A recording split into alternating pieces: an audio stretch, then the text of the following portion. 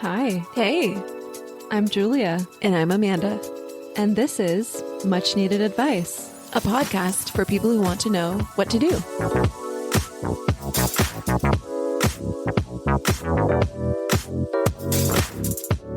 Dear M&A, I've been with my boyfriend for 2 years living in Chicago. His family lives in Memphis and invited me to join them for a week for Christmas. I met his parents once for lunch when they visited Chicago, and they were nice, but this will be a lot more time and a lot more family that I'll be meeting. So I'm nervous about getting to know many different people, getting them the right gifts. Also, I'm gluten intolerant and not sure how to handle that when I'm there. Any advice? Gen? Gen? Gen? Gen? Gen?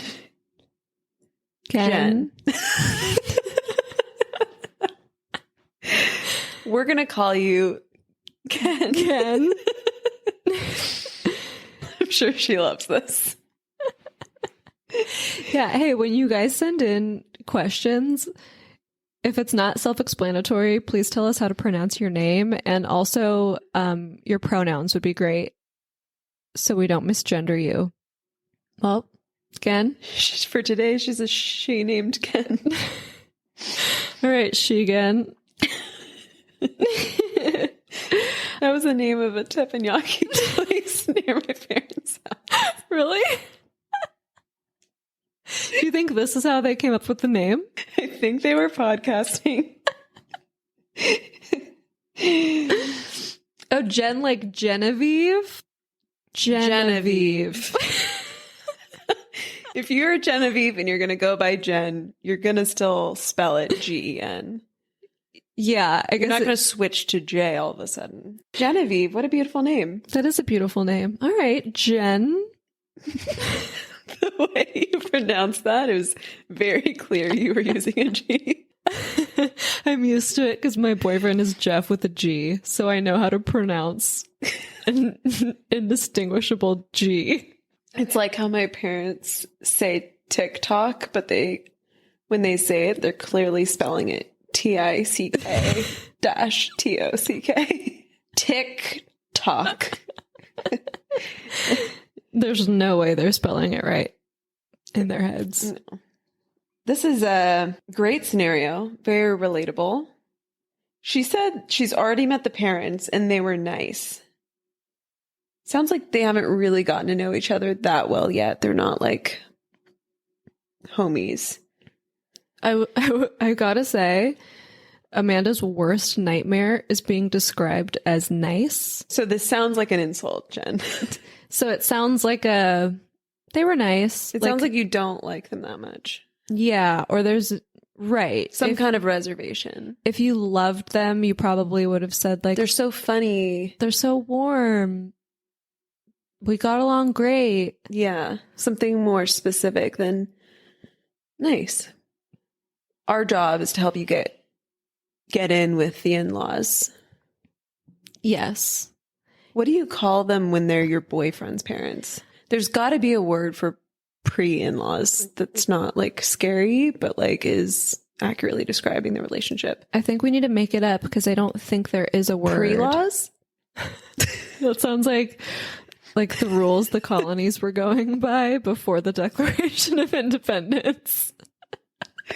Like bylaws? Or like a major before you go to law school. Like the exams you have to pass before you can go to law school. pre-laws. I'm taking the pre-laws. That's what they're called. Yeah. I don't know. I always just say in-laws for shorthand, even though I know it's incorrect. Okay, let's call them in-laws. We need to get you in with the in-laws, and we're going to tell you exactly how to do it because we're experts at this. It's really brave of you to go spend, what was it, a week? A whole week. A whole week with your boyfriend's family. So good job, because that takes courage and is also kind of inevitable in a long-term relationship. Yeah. So bravo. You've taken the first step. You've accepted the invitation.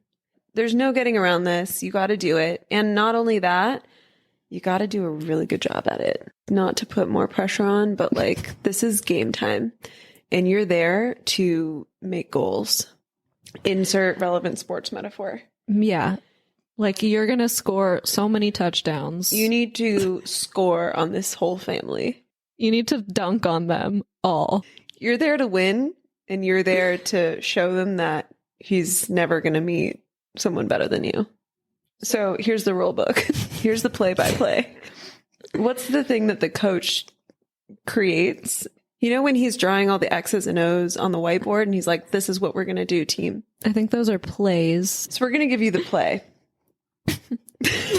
No, that's not right. That's not it. So we're going to answer this question kind of in 3 parts. First, we're going to tell you what you can do before you leave for your trip. Then what you can do during your trip to nail it with the family. And then what you can do afterwards. So I also cannot have gluten. And I think the first thing you should get out of the way is the gluten thing, because it can feel like a source of anxiety where you don't want to feel like you're being difficult and don't want to make things hard on people because they're hosting you, but it's fine. You didn't choose this life. So first, I would have your boyfriend just give his family a heads up that you can't have gluten and that it's easy and you'll figure out ways to work around it. And the second thing I would do is when you get there, as a first priority, you and your boyfriend just go to a store nearby and pick up some gluten-free stuff, like a couple boxes of pasta, maybe some bagels or bread for the morning, and some gluten-free snacks. So then you don't have to have any anxiety about like being really hungry and not having anything to eat. And so you can check that off your list. And hopefully you can rely on your boyfriend to know how to present that to his family. And that he can figure out a way to not send his mother into a tizzy thinking that she can't make all the things that she wants to make, but just... Yeah, exactly. Or that you're not going to enjoy it, or that... Yeah, that she's going to like poison you. Yeah. So yeah, I think making sure that... Maybe you can't trust him to deliver this message. All you can do is ask him to give them a heads up and then get a bag of snacks and you'll be fine. You can also like contribute a dish to the family meals that everyone would enjoy that also happens to be gluten-free. Make it like you're expanding the number of dishes that are on the table. You're not eliminating any. Yes. So that covers that. The other thing I would say is that it's nice to already have a friend in town when you're going to a new place. So if there's any way you can connect with someone in the family other than your boyfriend before you get there and have a little like chit chat, a little text action, like say maybe he has a sister or a family member who you follow on Instagram already, shoot them a DM and or a text and be like, hey, like I can't wait to see you. I'm thinking about getting his mom XYZ gift. Like, what do you think? Should I go this route or this route? Or, hey, do you want to get together and like do something? Or I really need to get my nails done when I'm there that week. Do you want to go somewhere together? Or I've been wanting to check out such and such shopping center for some last minute gifts in Memphis. I mean, what a cool town to explore, by the way. Like, come on, you've got to take a couple days or a couple nights to go out on the town. I'm sure he's got a family member who's going to want to take you out and show you around. So try to make some of those connections where you have a direct relationship that isn't completely dependent on your boyfriend's communication. Yeah, I love that advice. And I think it works in another way, which is, if you're the one reaching out and initiating and saying, I'm really excited, can't wait to see you guys over the holidays, they'll definitely pass that along to the rest of the family. And that might ease nerves on their end to say, if they're all nervous about you not having a good time or whatever, to just say, oh, I heard from Jen and she said she's really excited to come visit us. I think it's just a really nice way to set the tone and also have a little ally waiting for you. Assume that everyone has the best intentions going in. They probably do. And they probably want to make you feel really comfortable and are really excited to spend more time with you. So there's no reason to be nervous. They're probably more nervous than you are. You mentioned gifts, which that's a big one. Yeah. It's tough. It is tough. A bunch of people you don't really know. Yeah. Are you supposed to get all of them gifts? Well, I think you should find that out. Whether it's a Secret Santa situation where you have one specific person to get a gift for, or not, and you want to get something small for everybody, we have some ideas for you. So the thing that makes a good gift giver is thoughtfulness. It's not about the value of the gift, but if you paid attention to something that somebody said and or did a little research on them by asking around, it's really nice to open something that is specific to you. Mm-hmm. So ask around. It can be small. If the dad is a huge USC fan, get him some USC socks or a hat or something. Especially if you also went to USC. Yeah. And then you have an immediate like bonding experience, like something that the two of you can share. I did that with a boyfriend's dad once, actually. I've found the boyfriend's dad can be the hardest nut to crack sometimes, more so than the mom. And it's not because they're not like friendly and great. They just aren't always immediately itching to get personal with their son's girlfriend, because that's usually where the mom comes in. Right. And dads are famously hard to shop for. So there's that. But dads also often have like hardcore hobbies where they're like, this is my hobby and this is what I like. True. Like my dad loves, besides his family, he loves 3 things in this world: tennis, Diet Coke, and peanut M&Ms. Stop. And Diet Coke? Really? Yes. And we've gotten him so many gifts Related to about Diet those Coke? 3 things. Last year I got him like rhinestone Diet Coke can ornament. Oh my God. It was really cute, actually. One time my brother got him personalized M&Ms with a picture of the 2 of them on each M&M. Oh my God. You need like a microscope? It's like back in the day when you'd get your name written on a piece of rice. You have to like use a microscope to see it. Totally.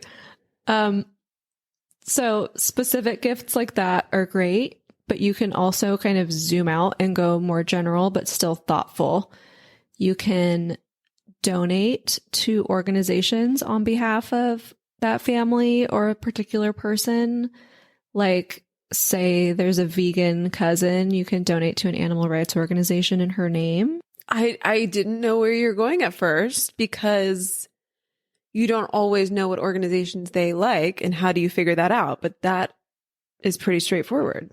If someone in their family maybe dealt with something difficult like a disease or an illness, a really sweet way to commemorate that person or to show how much you care about the family is to donate to an organization that fights that kind of disease or illness.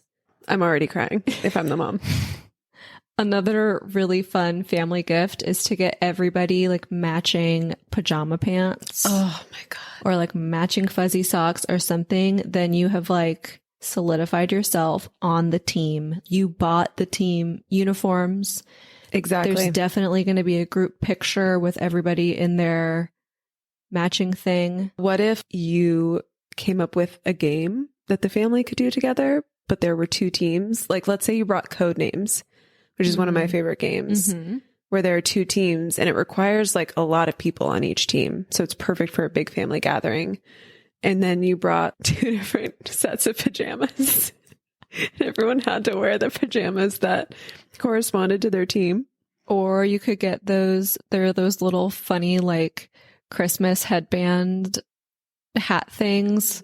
Like it'll be like a headband with a little Santa hat attached to it, or like elf ears or something. You could get like half Santa hats, half elf ears. Perfect. So then people can switch teams and then they can see how fun you are. This sounds so fun. I want to come. I know.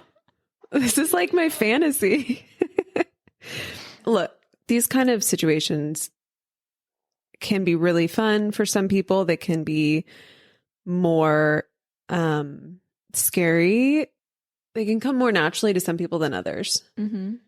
And why do we think that is? Maybe part of it is you don't know necessarily if you'll be able to carry on a conversation with anyone you come into contact with in the family. That can be intimidating. For sure. There can be a lot of pressure to either fill a space if there's a lull in a conversation or get a word in. if it's a very talkative family. Right.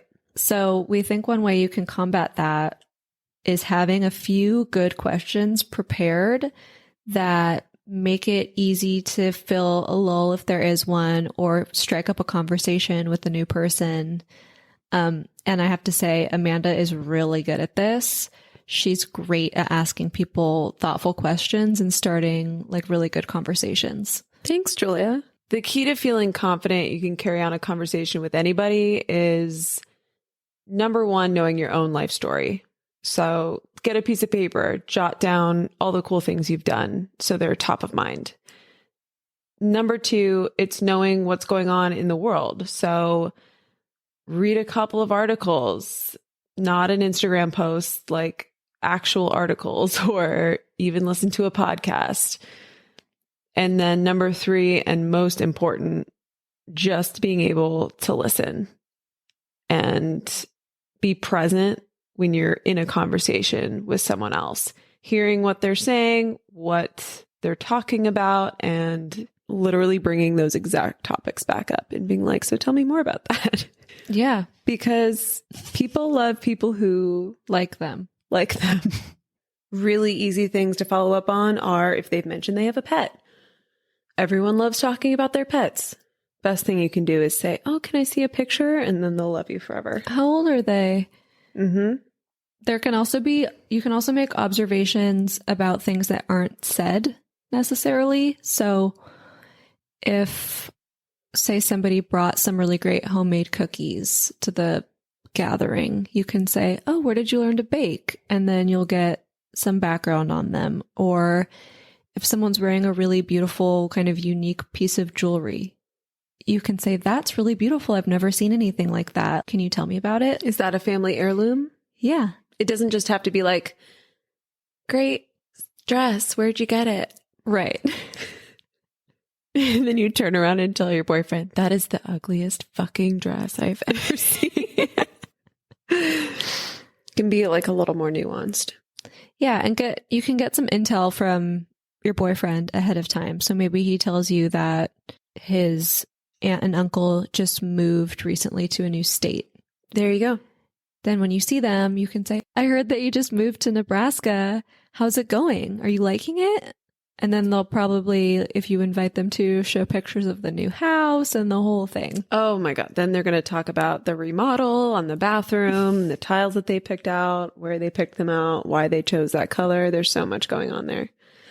Again, it's all about getting them to feel comfortable talking about themselves, because they don't remember what you said. They remember how you made them feel. That's right. Speaking of getting intel from your boyfriend, get him to not just tell you like, oh, like cousin Ricky loves mac and cheese. Like, get him to tell you some meaningful stories, because kind of like it is with all of our families, probably, we don't always reflect on the most meaningful times in our lives with our own family members. We don't necessarily sit down in the holidays and say, I really love that time when I was 6 years old, Auntie Maribel. I really loved that time when you took me to the mall and I saw that colorful headband I really wanted and you got it for me and we had such a great time. Like, we don't often take a moment to sit down and say that to our own relatives.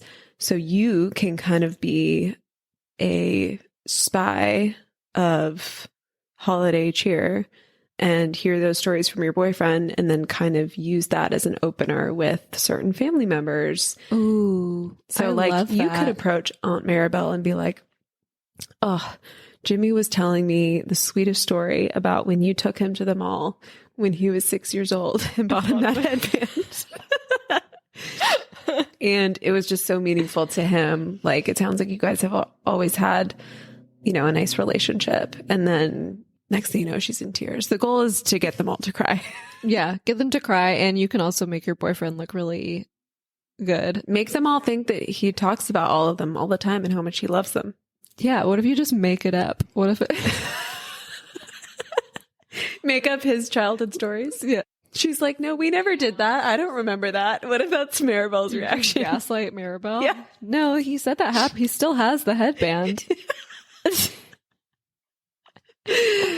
And then next thing you know, she thinks she's covering up for him. So Maribel's like, oh, yeah, sure.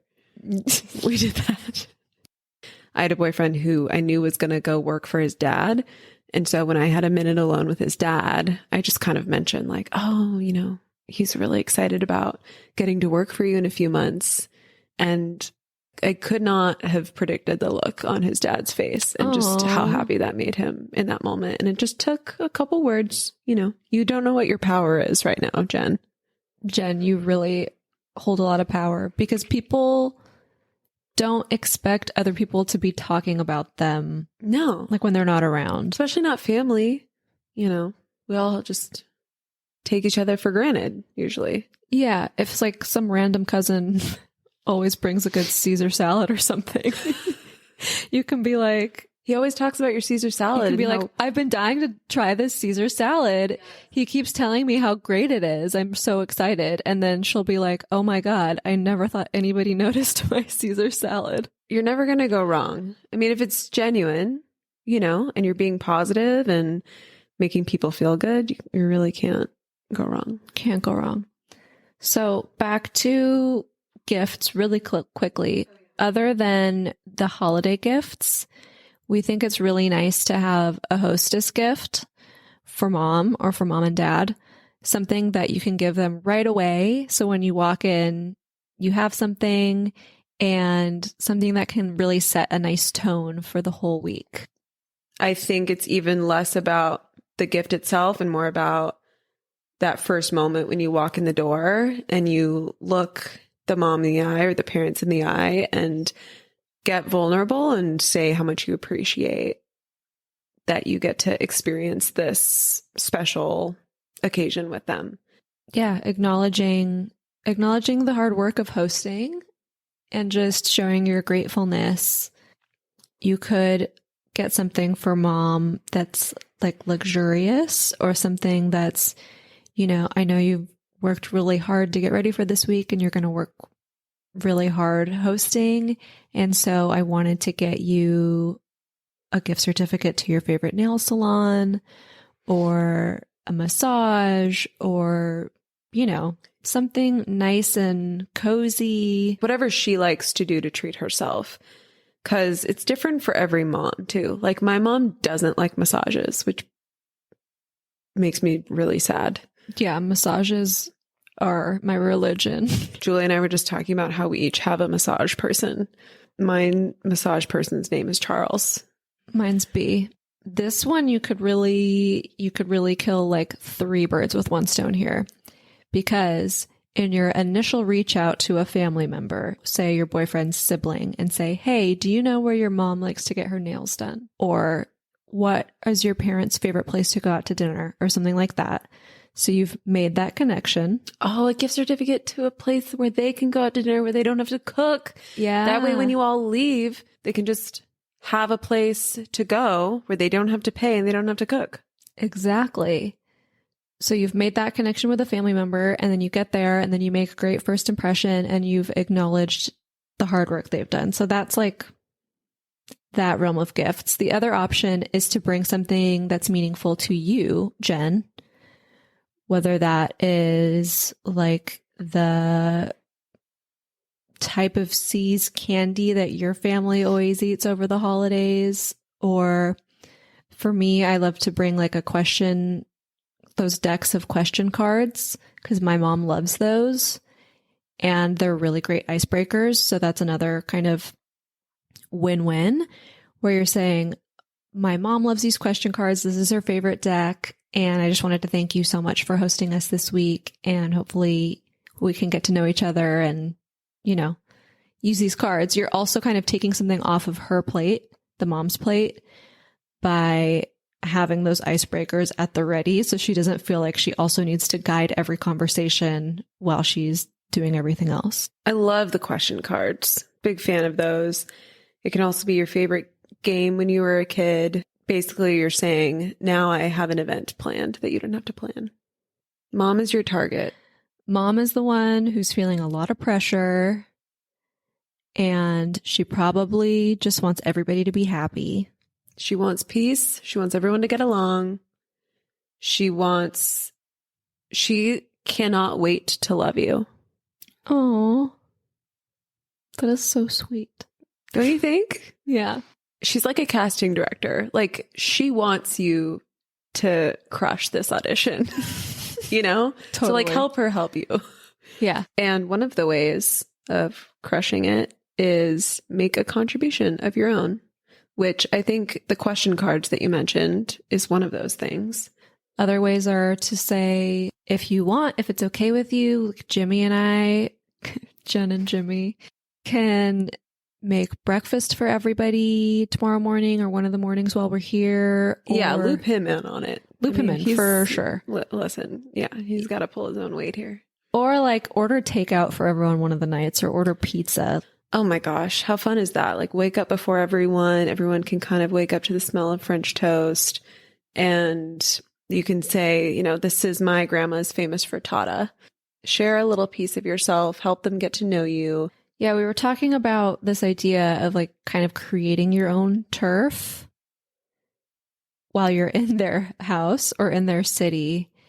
And that's basically just like being in charge of something. Yeah. Whether it's you're in charge of this meal or you're in charge of this game. Or if you come up with an outing for everybody, be the leader of something. And it just puts you on more of a level ground with everybody else because you're not just along for the ride the whole time. You probably in that week will be next to or in a conversation that might go towards a gossip type of conversation. Mm-hmm. Yeah, basically gossip talking. There could be some shit talking. There can be some shit talking, and there probably will be some shit talking. Yeah, of course. There's got to be. It's family. Please. Yeah. So it's going to get negative at some point. For sure. And to that, we say, do not engage. Yep. Don't do it. DNE. That's all you got to say to yourself. Maybe you and your boyfriend can say it to each other. Obviously, don't say anything negative about anyone in the family. No. Don't be like, oh, yeah. You've got to earn that. Oh, yeah. That comes later. Yeah. And the last thing you want is like you're gossiping with a two-timer who then goes and tells the other person that you were shit talking about. Of course like, that's going to happen. Don't do that. Yeah. And usually when you don't engage with a gossiper, they stop gossiping and start talking about something else that's more interesting and just a better vibe.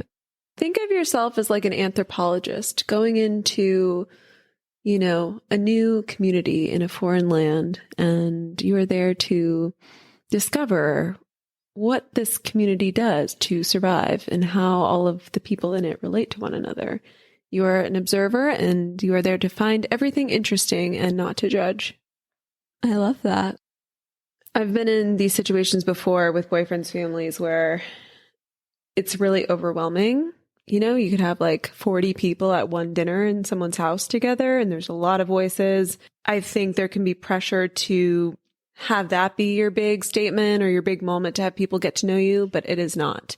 Don't feel like you need to compete with all those voices. Don't feel like you need to be the star of the show. That is your time to just focus on the people right next to you. Get to know them, let them get to know you. And that's how you take this family one bite at a time. Speaking of all of that overwhelm, you're going to want to have some alone time. I already want alone time. Me too. Just thinking about it. Just being with all those new people in general, even if it's all great and easy and fun, you're just going to want a little bit of time to recharge. So know that that is an option. You are allowed to have alone time, and you are allowed to just say, I'm going to take the next hour to just relax upstairs in my room. I'll catch up with you guys later. Something where you can just excuse yourself and regroup and chill. And you can do that. You also don't have to be with your boyfriend during this time. If he's playing touch football, so it is called, outside with... This family we're imagining is so fun. They're like the Kennedys or something. I know. We're thinking about this entire thing. They're like using question cards. They're playing flag football. Yeah. Point being, they're having 40 people at dinner. They're all wearing matching pajamas. Yeah. So cute. It might be nice to have whatever you like at home to kind of relax, whether that's a book or Sudoku or something. Just like throw it in your bag. So if you do need to take a little break, you can also have something to take your mind off of what are they thinking now that I'm taking a break? Or like, are they talking about me? You know, try to drown that stuff out and just actually be able to chill. Yeah. You can also just say, I'm going to take a nap, and you don't have to fall asleep. You know what? But if you're asked, People need to hear that. Like, honestly, nothing sounds better right now than taking a nap. Yeah. I feel like I'm emotionally going through the experience of being at a very large party. I'm like, man, a nap sounds really good. Answering this question is really exhausting. It is. Okay. Did we miss anything? I don't think so. Okay. So here's where you really spike the ball. End zone dance? No. What's the like last thing you do? Score a touchdown. Okay, there you go. Yeah. You've just moved the ball all the way down to the end of the field. You did a great job. The week is over. Now you're going to score your touchdown. Yeah, but you need to really get into that end zone. Put that ball in the net. And my recommendation for this, and I think it applies to most families and cultures, is writing a thank you note to your hosts, presumably his parents. This is your way to kind of commemorate a great week together. Obviously, thank them for hosting you, thank them for any gifts they may have gotten you, and just really put that nail in the coffin.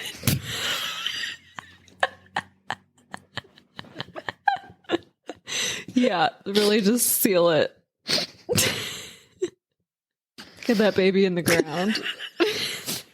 Yeah, and this is your moment to really make the parents cry. I mean, I'm talking like, feel free to be sentimental, also be funny.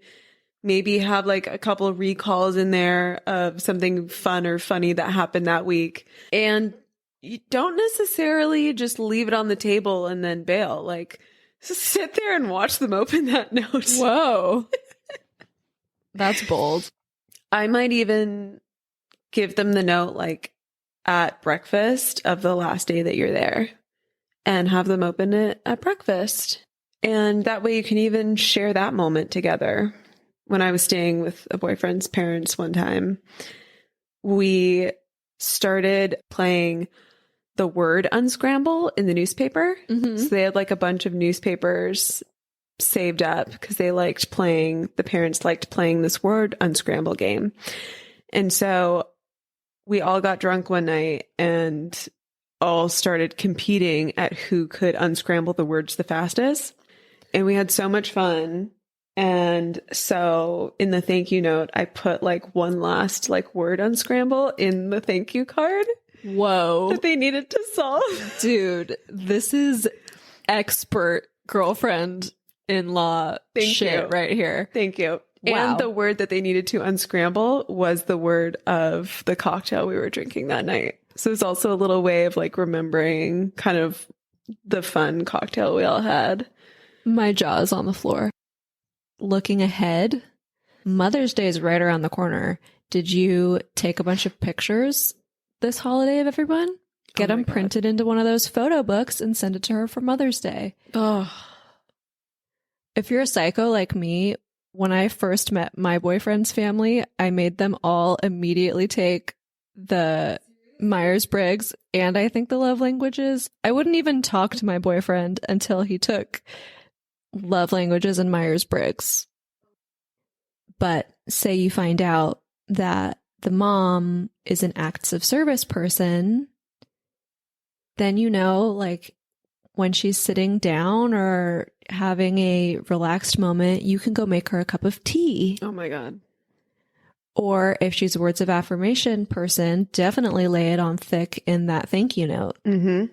If she's a quality time person, schedule a pedicure with her. All right. I think we got a 3-pointer on this question. The nail in the coffin. Oh, should we do a recap? Oh, yeah. Can you do the recap, Julia? Yeah. Okay. We gave you a fuck ton of advice. So we're going to do a quick recap. Before you go to Memphis, get the gluten thing out of the way. Have your boyfriend tell the family. Pick a family member and connect with them ahead of time. Let them know that you're really excited to see them. As a bonus, you can make a little plan with them or ask their advice about something. Figure out your thoughtful gifts. You don't have to spend a ton of money. Donating to an organization in the family's name is always a great option. And figure out your host gift. So when you arrive, you have something small that you can give to the parents to set a nice tone. And think about some prep questions you can have ahead of time, or interview your boyfriend and get some details about the people you're going to be with so you can ask them specific things. So when you get to his parents' house, the recap: acknowledge mom, make her feel seen, give her your little gift. She's the star. Make a contribution or offer your contribution to the family. A dish, a game, something. A little piece of you. Get to know one person at a time. You're not a one-woman show. Eat that family one bite at a time. Don't feel the need to eat them all at once. Don't engage in gossip. Do not engage. Or politics. Do not engage. Danny. And take alone time when you need it. Don't feel guilty about it. Don't feel guilty. Excuse yourself and take it, because you'll be worse off without it. And finally, your thank you note. Make them cry. You got this. It's going to be great. We're so excited for you. This family we imagined for you is really awesome. They're so cool. What if the guy's... And they cry a lot. Did she say it was a big family? What if the guy's an only child and it's just his parents? Should we eat? Yeah. This Chinese food smells great. So that's what we think you should do. What do you think? Rate, review, and subscribe wherever you get your podcasts. Do you need advice? DM us on Instagram at much.needed.advice or email us at muchneededadvicepod@gmail.com. Bye. How do we become one voice?